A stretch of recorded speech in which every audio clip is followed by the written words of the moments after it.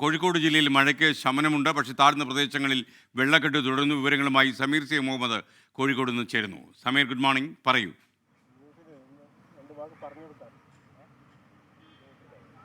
Good morning SKN. Kozhikode ജില്ലയിൽ മഴയ്ക്ക് ശമനമുണ്ട്. ഇന്ന് പുലർച്ചെ മുതൽ കാര്യമായ മഴ ലഭിച്ചിട്ടില്ല. എന്നാൽ ഇന്നലെ പെയ്ത ആ മഴയുടെ ഭാഗമായിക്കൊണ്ടുള്ള വെള്ളക്കെട്ട് രൂക്ഷമായി തന്നെ നിലനിൽക്കുന്നു.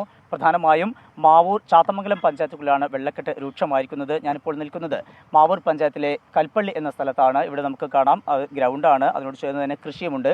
ഒക്കെ തന്നെ വലിയ രീതിയിൽ നാശനഷ്ടങ്ങൾ ഉണ്ടാകുന്ന സാഹചര്യമാണുള്ളത്.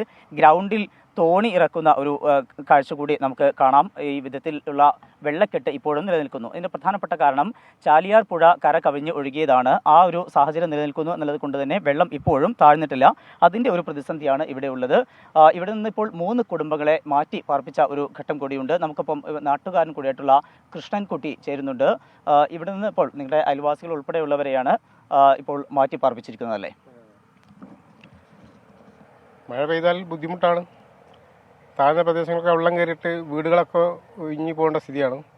പിന്നെ കുറേ വാഴക്കൃഷിയും കാര്യങ്ങളൊക്കെ ഉണ്ട്, അതൊക്കെ നഷ്ടത്തിലാണ്. അതൊക്കെ ഒരുപാട് ഈ വേനലിലൊക്കെ നനച്ച് ഒക്കെ നട്ട് വളർത്തി ഉണ്ടാക്കിയിട്ടതാണ്. നല്ല ബുദ്ധിമുട്ട് തന്നെയാണ് വെള്ളത്തിനെ പറ്റി പറയുകയാണെങ്കിൽ.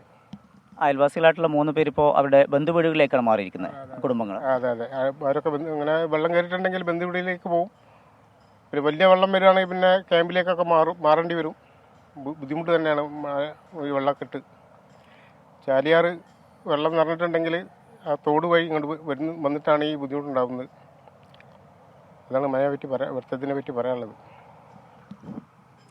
SKN, ഇപ്പോൾ ഇവിടെ നിന്ന് 3 കുടുംബങ്ങളെയാണ് മാറ്റി പാർപ്പിച്ചിരിക്കുന്നത്. അവരുടെ ബന്ധുവീടുകളിലേക്കാണ് മാറിയിരിക്കുന്നത്.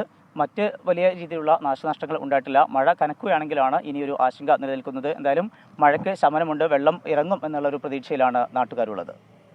Okay, thank you Sameer C Muhammad.